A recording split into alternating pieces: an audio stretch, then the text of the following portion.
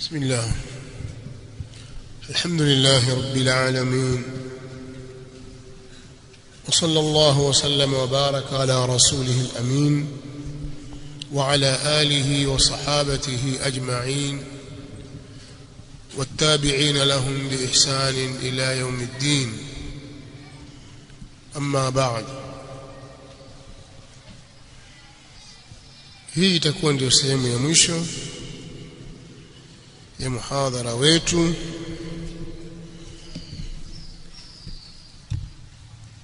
ambao unaelezea maalimu ad-da'wati as-salafiyya بالخصوص لزوم جماعة المسلمين kwenye kipengele cha al-hizbiyyah wal-hizbiyyun, وكذلك نبذة تاريخية عن الأحزاب والتحزب.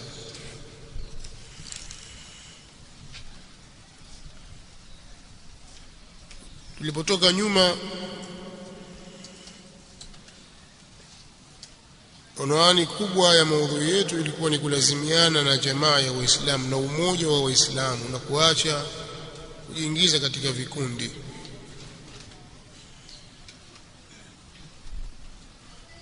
Maelezo tuliyotoa kuhusu jamaa ya Waislamu na watu kuwa pamoja na kuacha utengano,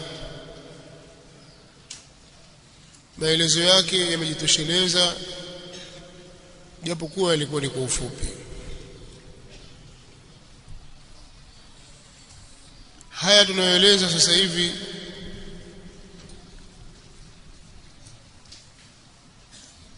na baada ni kabla ya maghrib na sasa baada ya maghrib, haya tunaeleza na kadhalika tunaeleza jana baada ya maghrib, yani baada salati al-maghrib, asilimia kubwa yanazungumzia ubaya, kuonyesha ubaya wa kuuvunja huu msingi madhubuti wa umoja wa Waislamu, kuleta tahazub katika dini, vikundi, kubaguana kwenye misingi isiyokuwa ya kisheria,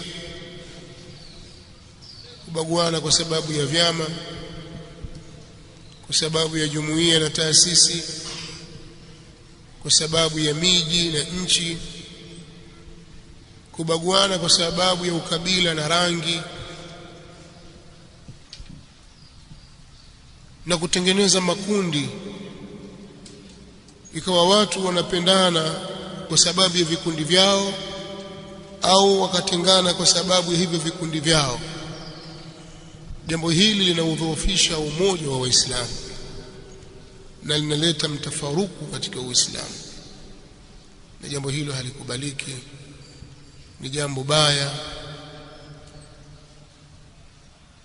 Lakini maal asaf utakuta watu wengi dhahiri wanadai mshikamano, wanadai umoja, lakini wanafanya mambo mengi yenye kuuvunja umoja huo, na juhudi zao hazionekani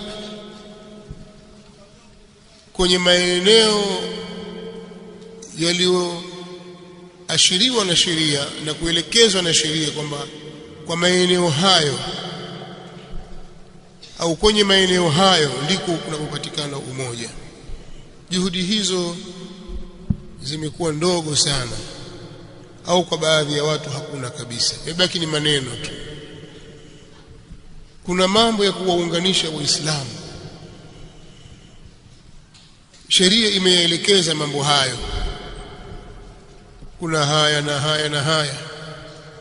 Tukitaka umoja wa kweli, basi tuhangaikie haya yapatikane. Na kuna mambo ya kuwagawa Waislamu, ni haya na haya na haya na haya na yale. Kwenye mapenzi na umoja wa Waislamu wanaochukia mifarakano, wanatakiwa waonyeshe juhudi ya kuyakataa mambo ya kuwagawa Waislamu.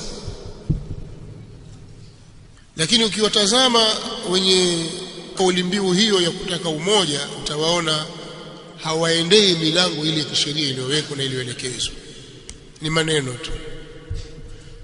Pengine mtu mbaguzi kweli kweli wa rangi, mbaguzi mkabila, lakini adai kwamba ataka umoja wa Uislamu. Kabila akipata nafasi tuuona ukabila wake uko wazi, mbinafsi. Umoja utakuja vipi katika mambo kama haya? Au mzushi anazua katika dini ya Allah subhanahu wa ta'ala, vipi utakujipatikana umoja na hali ya kuwa wewe unazua? Haya ni katika mambo yanayosababisha iftiraq.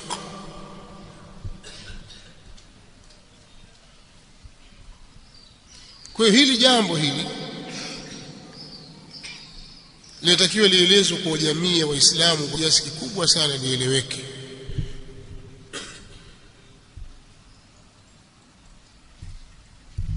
Kwa sababu kilio ni kikubwa.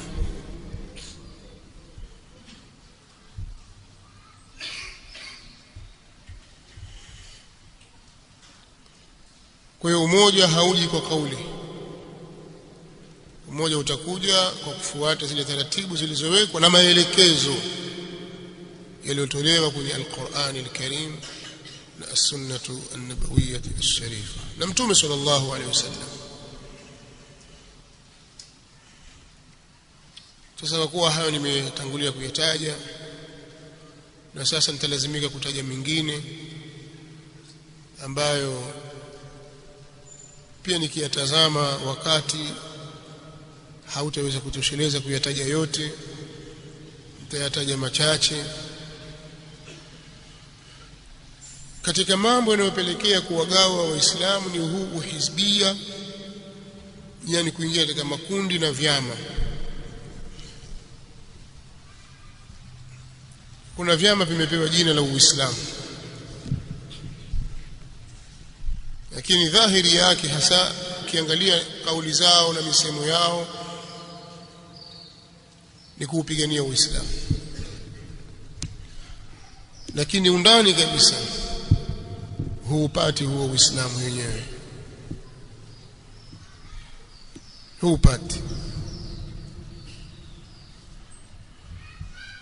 Na undani wake utaupata kwa kuyatazama maandiko yao. Yani wale wenye fikra ile, wenye jambo lile, wenye mtazamo ule, waliobeba maono ya wale, ukiwatazama kupitia maandiko yao, hilo ndio jambo la kwanza. Huioni ile dhamira safi ya kuuisha Uislamu, ule Uislamu wa Mtume Muhammad sallallahu alaihi wasallam, bali hata katika matendo yao kwenye miji na kwa watu, dhamira ile haionekani. Ni maneno tu ambayo hayatasaidia Uislamu. Katika kulifafanua hili, nilisema hapa nitalizungumzia pote moja likiitwa Al-Ikhwan Al-Muslimun, Muslim Brotherhood. Hili pote athari yake imeenea katika jamii ya Waislamu, na pote hili limekuja mara baada ya kuanguka Ottoman Empire, dola ya Uthmaniyin. Kwa sababu sote tunajua sisi, kwa wale wenye kufuatilia, tunajua kwamba Uislamu ulipita kwenye vipindi tofauti tofauti na tawala tofauti tofauti, ziko kubwa na ndogo. Baada ya khilafa ar-Rashida, baada ya kuondoka Mtume Muhammad sallallahu alaihi wasallam, kisha makhalifa wanne waongofu,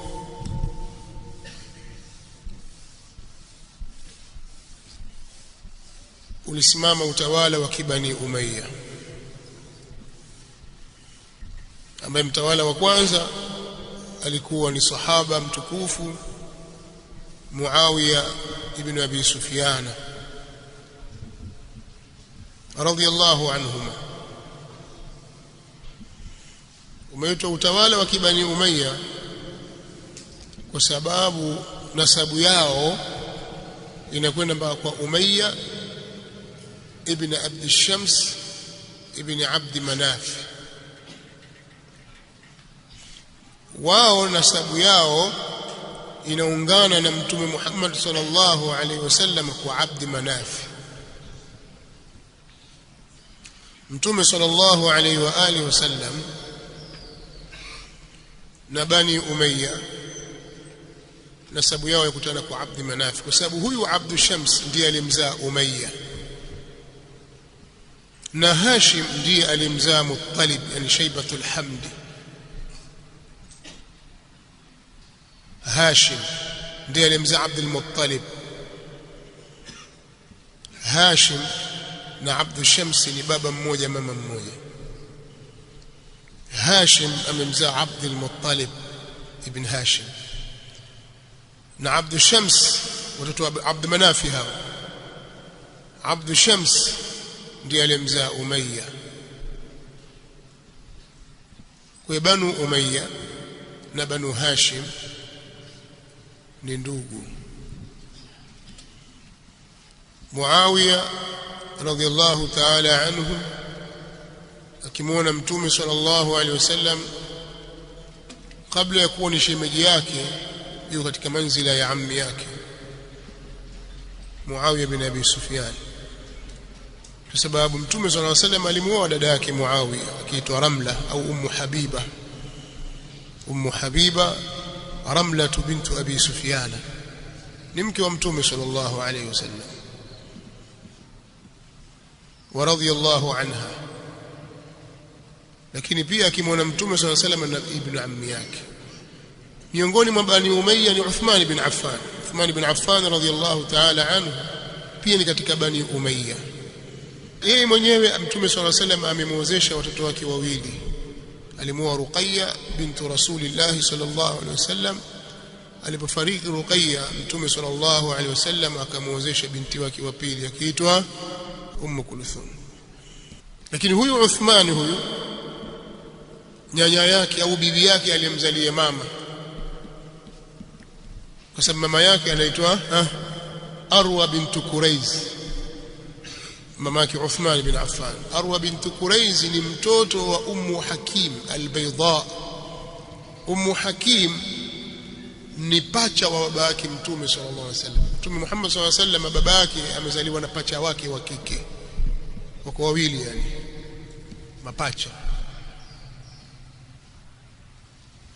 Alafu huyu Ummu Hakim al-Bayda binti Abd al-Muttalib ambaye ni shangazi yake Mtume sallallahu alaihi wasallam akamzaa Arwa bint Quraiz. Huyu aliolewa na mtu katika Bani Umayya, baba yake Uthman, akazaliwa Uthman bin Affan radhiyallahu ta'ala. Kwa ni nasabu moja, nasabu moja. Sasa Bani Umayya tusitoke katika lengo nasabu moja. Hawa Bani Umayya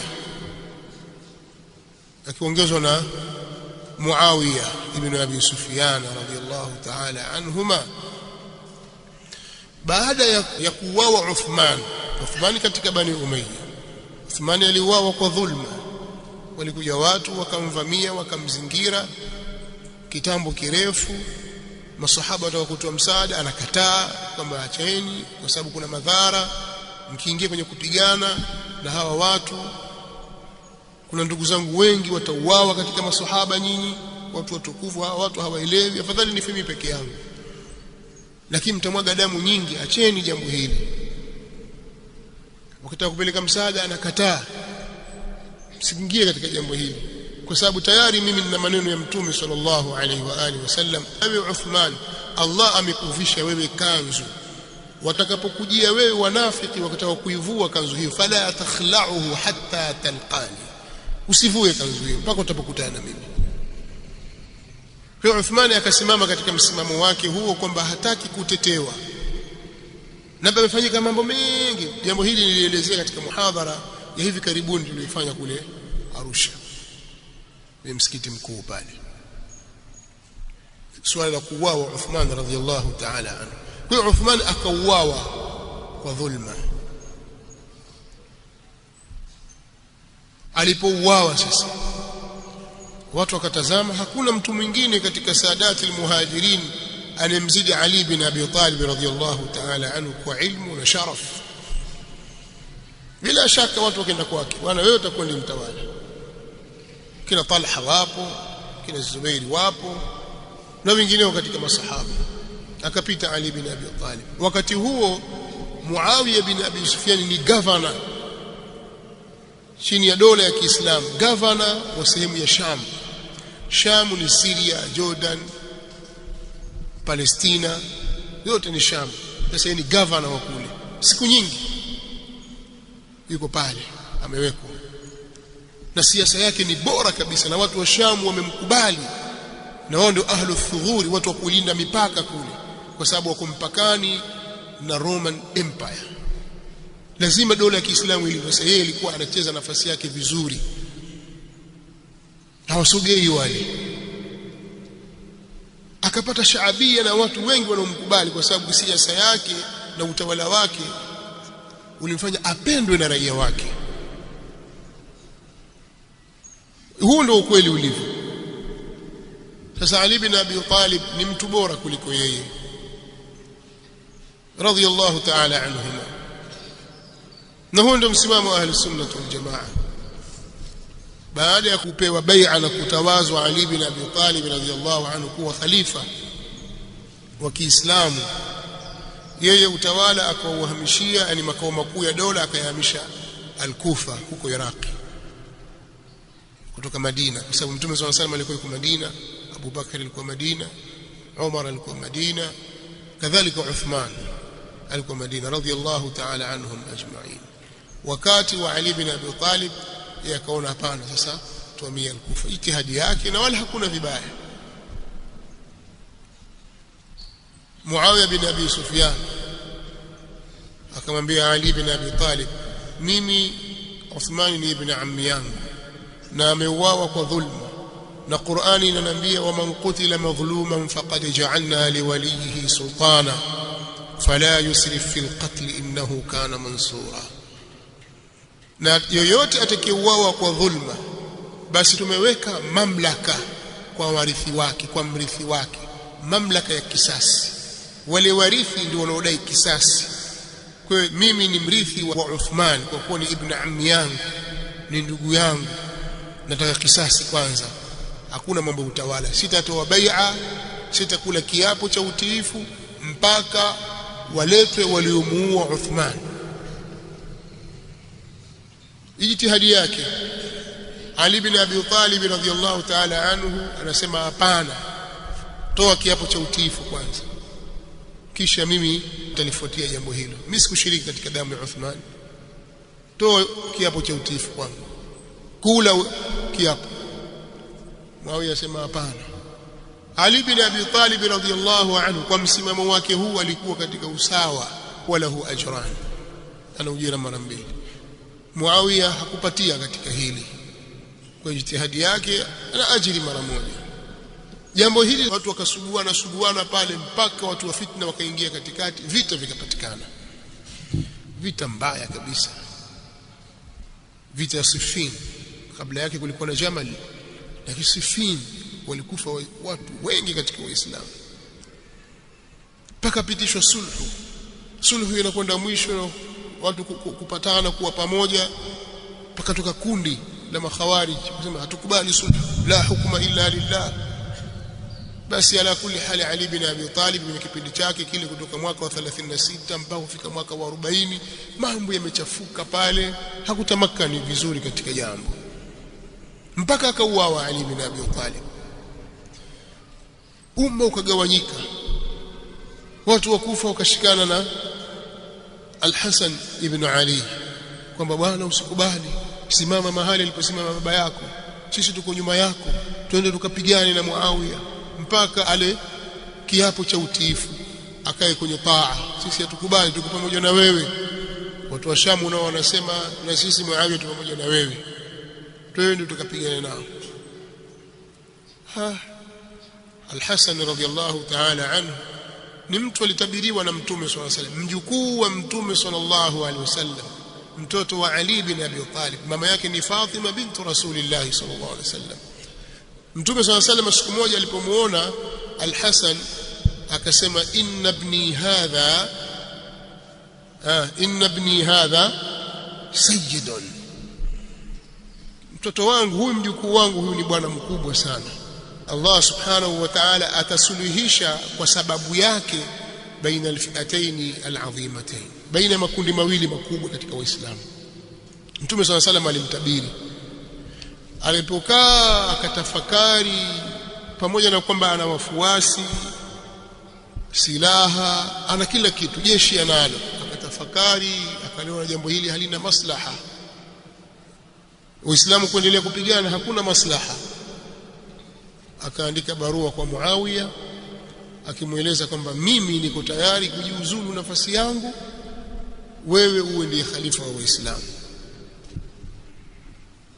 Kwa hiyo Al-Hasan alijiuzulu na akakubali kukaa chini ya nani? Ya Muawiya ibn Abi Sufyan radiyallahu ta'ala anhum ajma'in. Ndio maana ukiona makundi ya Mashia mara nyingi si wako wawili wajukuu Mtume swalla salam walio maarufu wa kiume, Al-Hasan wal Husain, sio mapacha. Al-Hasan mkubwa kisha akazali, ni mimba tofauti hizo. Watu wengi wanadhani kwamba Al-Hasan wal Husain wazaliwa mapacha. Al-Hasan ni mkubwa kisha kabebwa mimba nyingine akazaliwa Al-Husain, wamepishana kiasi cha mwaka mmoja na miezi. Ndio maana ukiwatazama Mashia huwa hawamtaji Al-Hasan kwa sababu hajawafurahisha. Utaona kwenye nyumba zao ya Hussein, ya Hasan. Hatusemi kwamba naye aabudiwe na aombwe, lakini kwa nini wanamruka? Wana maana sawa kuna waleta ule mwaka wa 41 ule ukaitwa Amul Jamaa, Waislamu wote wakarudi pamoja. Sasa fitna ikaisha, maana baada ya kupatana wale watu wa fitna wakakimbia, wakatawanyika. Muawiya radhiyallahu ta'ala anhu akaiongoza dola ya Kiislamu katika aina yake, na katika wakati wake ndipo Uislamu uliingia Ulaya, na ndio jeshi la kwanza lililoenda kusafiri kwa njia ya baharini. Walitengeneza ustul al-bahri, manowari maalum ya kivita. Na Mtume صلى الله عليه وسلم aliwahi kusema, awwalu jayshi yaghzu fil bahri maghfurun lahu, jeshi la kwanza litakalopigana vita baharini limesamehewa lote hilo. Watu wote walioingia katika jeshi hilo wamesamehewa, kina Haram binti Milhan na wengine wote walikuwemo, kina Abu Ayyub al-Ansari na wengine walikwenda kufa Uturuki huko. Kwa hiyo watu wakapigana vita wakaingiza Uislamu huko Cyprus na sehemu nyingine mbalimbali katika wakati wa Muawiya. Lakini pakatokea baada yake wakati wa Yazidi mambo ambayo hayafurahishi kwenye Uislamu, kwa sababu alifanya mambo mabaya kabisa tofauti na alivyokuwa baba yake. Utawala ukaenda hivyo kwa Bani Umayya, watoto wa Muawiya, kisha ukahama kwenda kwa Bani Umayya, watoto wa Marwan bin al-Hakam, kina Abdul Malik bin Marwan, kina Abdul Aziz, kina Umar bin Abdul Aziz, kina Hisham na wengineo, mpaka mwaka 132. Bani Umayya wao walitawala kwa kiasi cha miaka 92. Mpaka 132 dola yao ikaanguka kwa kampeni zilizofanywa na Banu al-Abbas, Abbasiyya. Banu al-Abbasi hawa ni wajukuu wa Abdullah ibn Abbas. Walikuja watawala takriban 38. Walitawala kutoka mwaka 132 mpaka mwaka 656. Miaka 556 ukitoa 132 utapata idadi kwamba walitawala miaka mingapi. Miaka mingapi hiyo? 124. Banu al-Abbas walitawala kwenye vipindi vitatu tofauti. Walikuwa na vipindi kwa sababu kuna kipindi Banu al-Abbas walikuwa na nguvu, wao ndio watawala na ndio kila kitu. Dola ikasimama ikaeneza Uislamu. Wakati wa Muawiya yeye alihamisha makao makuu ya dola ya Kiislamu akayapeleka Dimashq au Damascus. Syria. Makao makuu yalikuwa Damascus wakati wa Bani Umayya,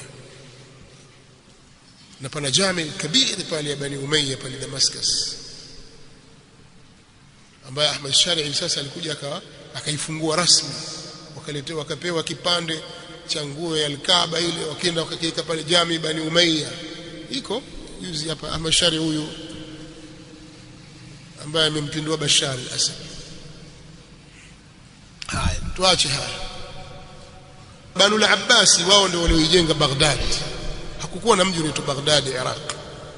Walipoingia katika madaraka wakaijenga Baghdad, kikawa ndio kituo cha hadhara na thaqafa na ilmu. Maendeleo yote ya Uislamu na ilmu yakawa yamewekwa pale na Banu al-Abbas. Baghdad ikawa ni mji, ni ummu dunia kwa wakati wake.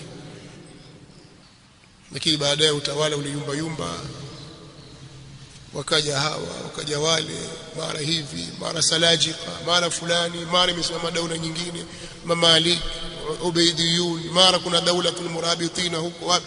Ala kulli hali hawakuwa katika hali ya utulivu dakika za mwisho. Lakini wakati ule ule ikisimama daula ya Bani Umayya, Bani al-Abbas, baadhi ya Bani Umayya walitoroka, kwa sababu walikuwa wanafuatwa mmoja baada ya mwingine. Popote pale alipo anauawa. Akapona mtu mmoja akiitwa Abdurrahman ad-Dakhil, Saqr Quraish katika Bani Umayya. Huyu ndio alikuwa na Uislamu Spain au Andalus. Saqr Quraish kule ikasimama, ile Andalus ikasimama daula Bani Umayya kule. Ikawa kuna daula Bani Umayya Maghrib na daula Bani Abbas Mashriq. Alhasil Uislamu ukaenda namna hivyo, duwali zikaenda zikasimama zikaanguka mpaka walipokuja Ottoman Empire, na watawala wao wakayafanya waliyofanya, wakaimarisha Uislamu, wakapiga hatua. Salimu al-Awwal, Suleiman al-Qanun, al-Murad na wengine wakaja tofauti, wakausimika Uislamu katika nchi mbalimbali, huko Namsa na Vienna, huko Bulgaria, wapi Uislamu ukawa umekita huko na watu wake Waislamu, Bosnia, Yugoslavia kwa jumla. Mnaelewa mambo hayo? Mshawahi kusikia?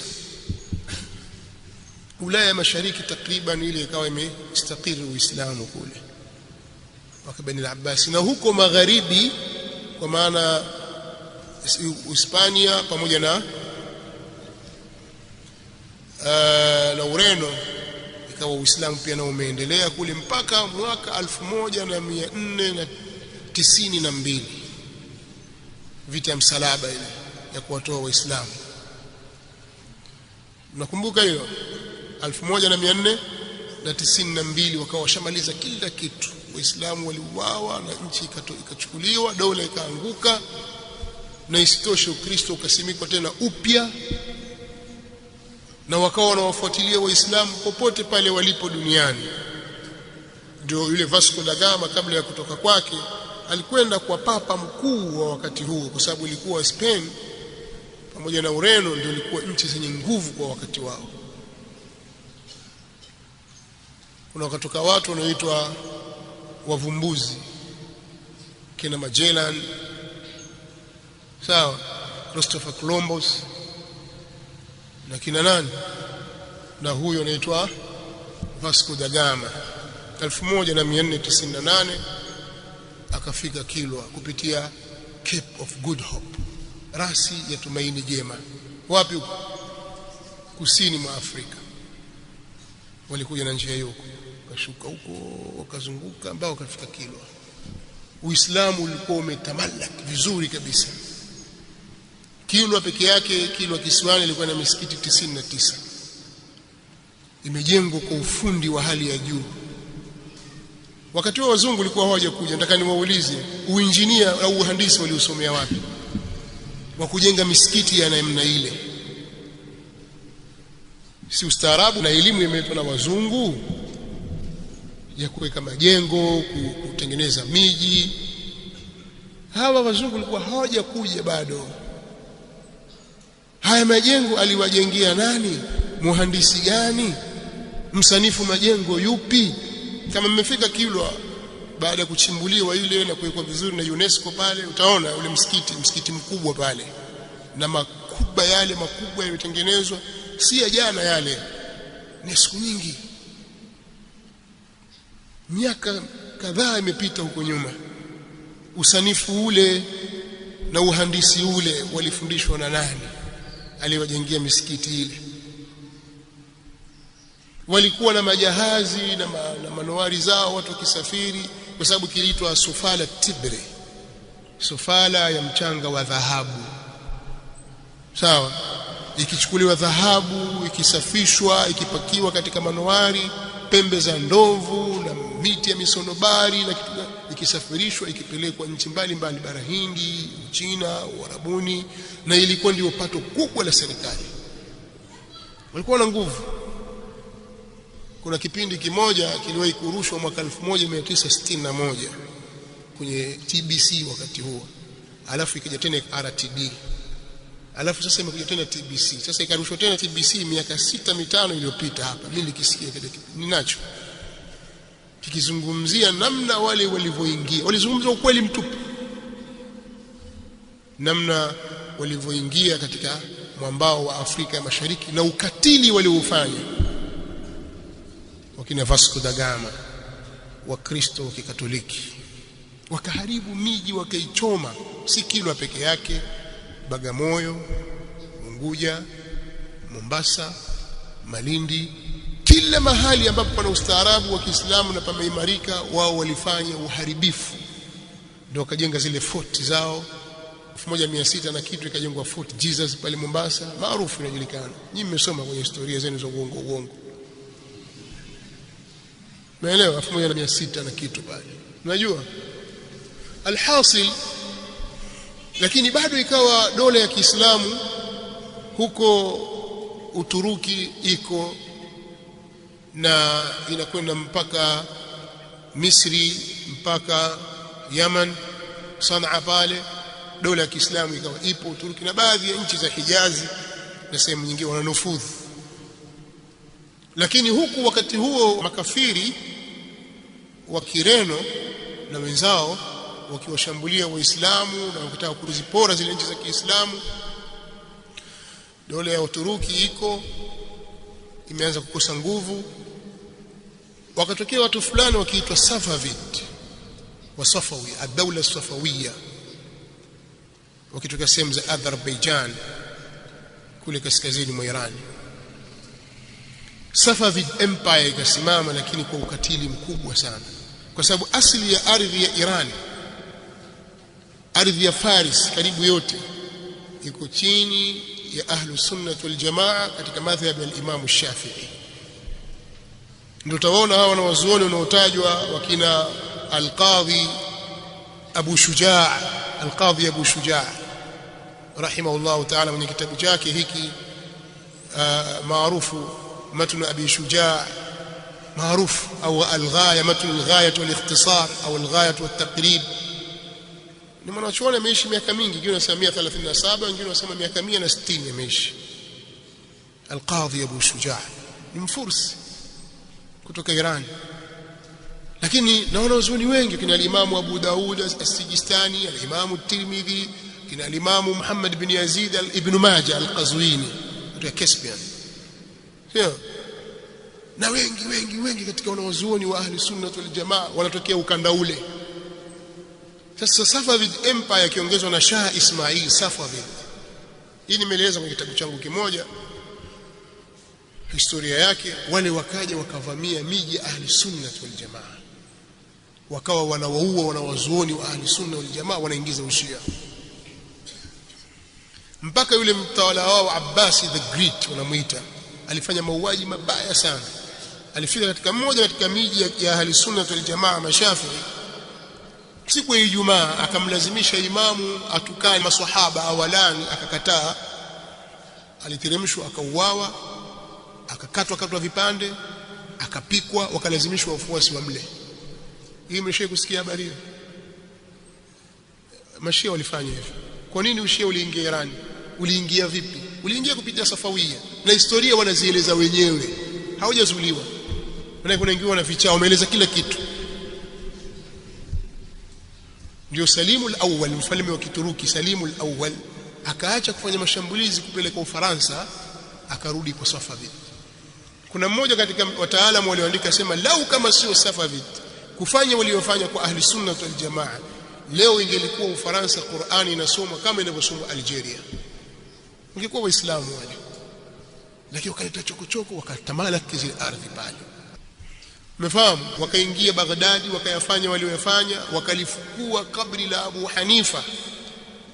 Haya sisemi mimi mwenyewe, Al-Anwaru an-Nu'maniyya Ni'matullah al-Jazairi ana kitabu, ni katika wanachuoni wa Kisafawi volume 4. Katika moja ya maandiko yake aliyoandika, anaeleza wazi kwamba lilifukuliwa kabri la Imamu Abu Hanifa, akazikwa mbwa. Mnaelewa? Bali kuna mmoja akajitolea pale katika watawala wao kwamba huyu mnyama wangu huyu ni sadaka, anayetaka kusikia haja akitoka hapa sokoni akiwa na haja aende kwenye kabri ya Abu Hanifa akakidhi haja yake alafu arudi, lakini nimemtoa wakfu. Kiwango kilifikia hivyo, kwa dola ya Kiislamu ikadhoofika ikawa haina nufudhi tena. Ikasadifu sana wakati wa wale Wareno na Wajerumani na wengineo kutaka kuzichukua ardhi za Waislamu. Zile tawala za kienyeji za Waislamu na imara ndogo zikaungana kupambania ardhi zao. Kwa hiyo mwisho wa yote dola ya Uthmani ikaanguka mnamo mwaka 1924. Dola ya Uthmani ikaanguka, Ottoman Empire. Na kumbukumbu nzuri nimeandika mahali nimesahau. Zipo sababu zilizopelekea Ottoman Empire kuanguka. Walianza kuacha minhaji nubuwa, khurafati zikazidi, maasi yakazidi, tahkim bi shari'ati Allah ikaachwa, watu wahukumu na sheria ya Allah. Mambo mengi yakaingia, mambo yakavurugika kabisa, dola ikaanguka.